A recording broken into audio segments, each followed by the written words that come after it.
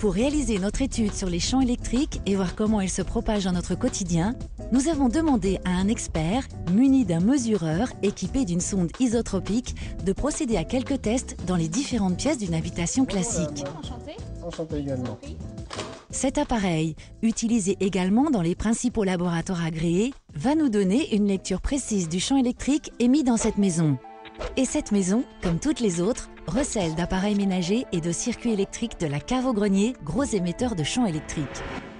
Notre technicien commence ses mesures par la surface d'une cloison de séparation entre deux pièces. Ici, rien ne semble présager la moindre émission. Et pourtant, Bien, donc ici, on mesure le champ électrique qui se dégage au travers de la cloison, puisqu'on a des fils qui traversent cette cloison.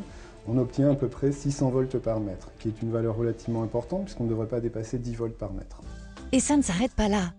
Le long de ce mur, près de cette télévision et même près du lit de cette chambre d'enfant, notre expert constate chaque fois que les valeurs de champ électrique sont très élevées, alors que pour une zone de repos, il ne faudrait pas dépasser 5 volts par mètre.